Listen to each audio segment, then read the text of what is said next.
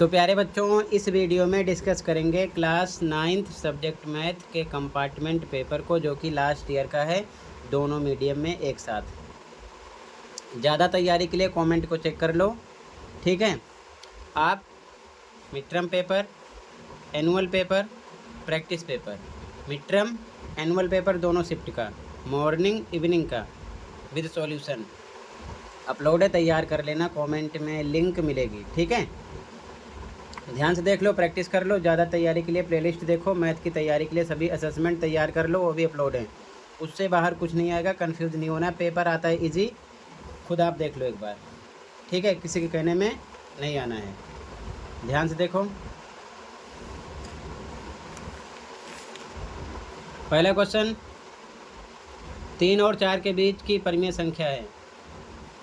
Rational number between 3 and 4 is. तो ध्यान से देखो, √3 अगर हम इसकी बात करें तो इसकी वैल्यू होती है 1.73। √4 अगर इसको सॉल्व करोगे तो ये 2 × 2 बाहर निकलेगा, मतलब 2 है इसकी वैल्यू। 3.4, ध्यान से देख लो, 3 और 4 इसके बीच में है। अगर 4.3 देखें तो 4 से ज़्यादा है। 1.73 3 से कम है, 2 3 से कम है, तो ये भी नहीं है, ये भी नहीं है, ये 4 से ज़्यादा है।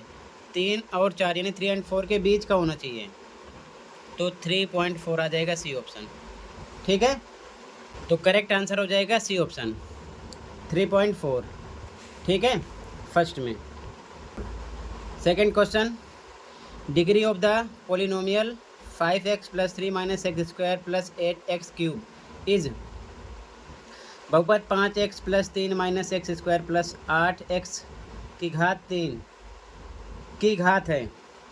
तो देखो, जब घात निकालनी हो डिग्री, तो पूरे बहुपद में, ठीक है, यानी पूरे पोलिनोमियल में आपको देखना है कि पावर किसकी हाईएस्ट है।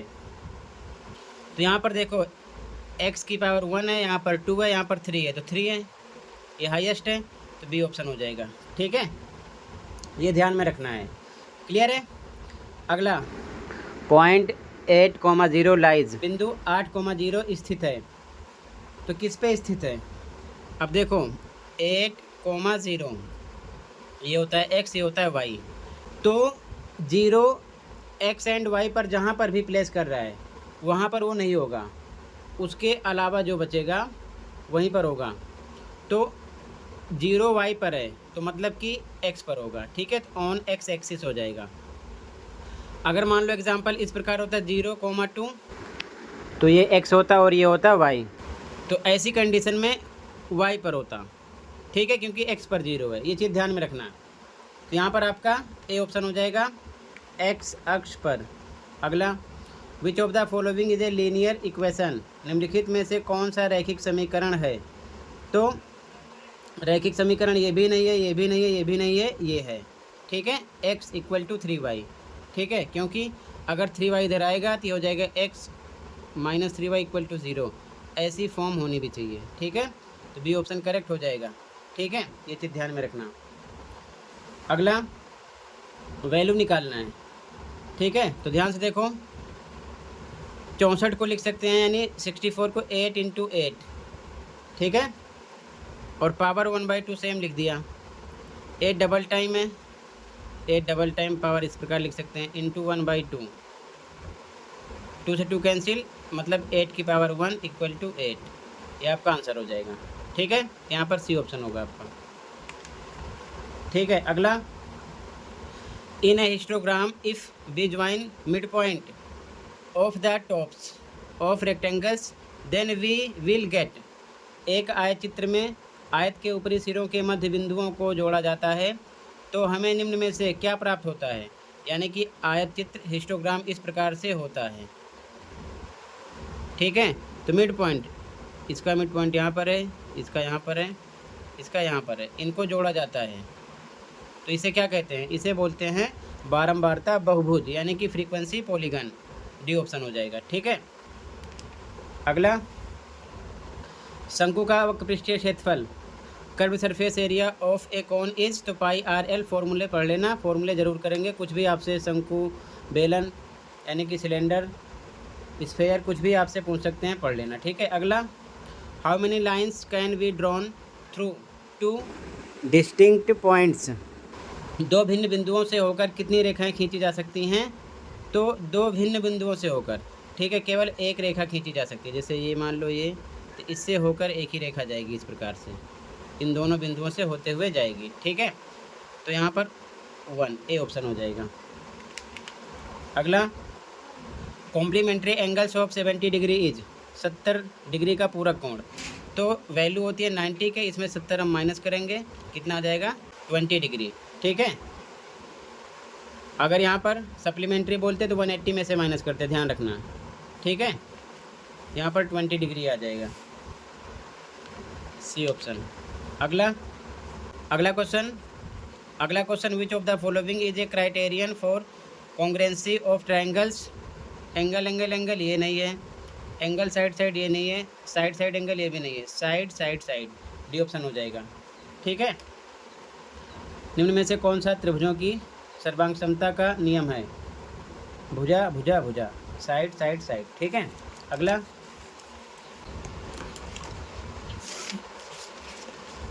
अगला क्वेश्चन मान ज्ञान करना है, वैल्यू निकालना है। क्वेश्चन देखो, क्वेश्चन है 11, 3 + √8, 3 - √8। ध्यान से देखो, 3 सेम है, √8 सेम है, प्लस माइनस का कॉम्बिनेशन है, तो a + b फॉर्मूला लगाएंगे, a - b बराबर होता है a² - b² के। a पर 3 है तो 3 का स्क्वायर माइनस b पर है √8 का स्क्वायर, 3 का स्क्वायर 9 हो जाएगा, और इसका स्क्वायर करोगे तो इस प्रकार से डबल टाइम पेयर बनेगा, 8 निकलेगा इसमें से बाहर, ठीक है। तो 9 - 8 1 आ जाएगा, ठीक है। तो यहाँ पर आपका बी ऑप्शन हो गया। अगला, मूल बिंदु का भुज है, the abscissa of origin is, तो जो ओरिजिन पॉइंट होता है ना, उसमें उसकी वैल्यू 0 0 होता है, ध्यान रखना। तो भुज कोटि यानी x भी 0 y भी 0, ठीक है। तो यहाँ पर 0 हो जाएगा, ठीक है। k का मान निकालना है, वैल्यू ऑफ k, देखो ध्यान से, यहाँ पर दे रखे हैं 13, देखो 0 1, और इक्वेशन है x - 2y = k। तो ध्यान से समझो, ये होता है x, ये होता है y, यहाँ पुट कर दो, x पर 0 - 2 इंटू वाई पर 1 = k, तो हो जाएगा 0 - 2 × 2 = k, यानी कि -2 = k की वैल्यू -2 निकलेगी, ठीक है। तो यहाँ पर आपका सी ऑप्शन हो गया, ऑप्शन नंबर सी राइट होगा, क्लियर है। अगला, दी गई आकृति में एंगल AOC 120 है, तो एंगल BOD का मान, in the given figure if angle AOC = 120 degree then value of angle BOD, angle BOD ध्यान से देखो, BOD ये निकालना है, ठीक है। तो अगर इस प्रकार से कंडीशन होती है तो ये वर्टिकली अपोजिट एंगल होगा, यानी कि शीर्षाभिमुख कोण, ये इसके इक्वल होगा, ये इसके इक्वल होगा। सेम कंडीशन देख लो, यहाँ पर क्रॉस सिंबल है तो ये इसके इक्वल जाएगा, ठीक है। तो 120 डिग्री ये भी हो जाएगा, साफ साफ ऐसे ही लिख दो, ठीक है। ये आ गया सी ऑप्शन। अगला, sum of consecutive angles of parallelogram is, समांतर चतुर्भुज के दो क्रमागत कोणों का योग कितना होता है, हमेशा 180 होता है, ठीक है, 180 डिग्री, ठीक है। अगला, दी गई आकृति में यदि एंगल B बराबर 80 है तो एंगल D का मान, in the given figure angle B = 80 degree then value of angle D is, angle D ये निकालना है, ठीक है। तो ध्यान से समझो, तो ध्यान से देखो, इन दोनों एंगल का सम 180 के निकलेगा, क्यों, क्योंकि ये क्या है, एक चक्रीय चतुर्भुज है, ठीक है। तो मतलब कि एंगल B, ये angle B plus angle D = निकलेगा 180 के। तो एंगल B की वैल्यू पता है कितना है, 80 डिग्री लिख दिया, plus angle D equal to 180 के ये डी है, ठीक है। तो एंगल डी इक्वल टू ये इधर आएगा माइनस हो जाएगा 80, तो 180 माइनस 80 इक्वल टू 100 डिग्री आ जाएगा, डी आ जाएगा 100, ठीक है। यहाँ पर आपका सी ऑप्शन हो जाएगा। अगला, if A B and C are the sides of a triangle and S is the semi perimeter of that triangle then which is correct from the following. यदि ए बी सी त्रिभुज की भुजाएं हैं तथा S उस त्रिभुज का अर्ध परिमाप है तो निम्न में से कौन सा सही है। तो आपको पता होगा अर्ध परिमाप का फॉर्मूला एस इक्वल टू होता है ए प्लस बी प्लस सी अपॉन में 2, ठीक है। यही कंडीशन सही होगी, बी ऑप्शन हो जाएगा यहाँ पर आपका करेक्ट, ठीक है, ऑप्शन बी हो जाएगा। अगला देखो, in triangle P Q R if P Q equal to P R and angle Q equal to 50 degree then value of R is. यदि त्रिभुज पी क्यू आर में पी क्यू बराबर पी आर और angle Q बराबर 50 degree है तो are का मान होगा, ध्यान से देखो, पी क्यू पी आर के इक्वल है, ठीक है। तो ध्यान समझो, यहाँ पर ऐसे समझ लोगे, यहाँ पर देखो क्यू किसके इक्वल जाएगा, आर के, क्योंकि पी क्यू पी आर के इक्वल है, ये कॉमन है, तो क्यू आर के इक्वल जाएगा, ऐसे हिसाब लगा लो, ठीक है, क्योंकि दो साइड इसकी इक्वल है। तो क्यू 50 है तो आर भी 50 होगा, 50 आ जाएगा यहाँ पर, ठीक है। ये चीज़ ध्यान में रखना, ये ऑप्शन हो जाएगा यहाँ पर करेक्ट आपका, ठीक है। आगे असर्शन रीजन वाले क्वेश्चन है, question number 19, if an angle is 30 degree more than its complementary angle then the angle is 60। यानी कि यदि एक कोण अपने पूरक कोण से 30 अधिक है तो कोण 60 है, बिल्कुल सही, क्योंकि 60 होगा, 60 प्लस 30 करेंगे तभी कितना होगा, 90 डिग्री, ठीक है। ये बात बिल्कुल सही है, क्योंकि पूरक की वैल्यू होती है कॉम्प्लीमेंट्री की 90 डिग्री के, तो तभी ऐसी कंडीशन हो रही है। अगला, दो कोण को पूरक कहा जाता है यदि उनके कोणों का योग 90 हो। Two angles whose sum is 90 degree are called complementary angle, बिल्कुल सही, तभी तो ये बात इस पर फिट हो रही है। तो यहाँ पर दोनों बातें सही हैं और इसी कारण ये भी ऐसा निकल रहा है, ठीक है। तो मतलब कि रीजन असर्शन का एक्सप्लेन कर रहा है, तो जब रीजन असर्शन का एक्सप्लेन करता है तो ए ऑप्शन लगाते हैं, ए हो जाएगा यहाँ पर करेक्ट। अगला, assertion, parallel lines are lines which never intersect each other, बिल्कुल सही बात है। ये समांतर रेखाएं वे रेखाएं हैं जो एक दूसरे को कभी नहीं काटती, इस प्रकार से जा सकती हैं, इस प्रकार से जा सकती हैं, ठीक है ना, किसी प्रकार से समांतर रेखाएं जा सकती हैं, बिल्कुल सही बात। अगला, दो या दो से अधिक समांतर रेखाएं हो सकती हैं, बिल्कुल सही। टू और मोर लाइंस कैन बी पैरेलल, बिल्कुल सही, लेकिन दो या दो से अधिक समांतर हो सकती है, इस वजह से वो एक दूसरे को नहीं काटती, इसका इससे कोई मतलब नहीं है, तो यहाँ पर बी हो जाएगा, ठीक है। कि बातें दोनों से हैं लेकिन रीजन असर्शन का एक्सप्लेन नहीं कर रहा है तो बी लगा देंगे, ठीक है। यहाँ तक क्लियर है ना। अब इसके आगे आप क्वेश्चन को देख लो, ठीक है। सॉल्यूशन कंप्लीट अपलोड है, अच्छे से प्रैक्टिस कर लेना, ठीक है।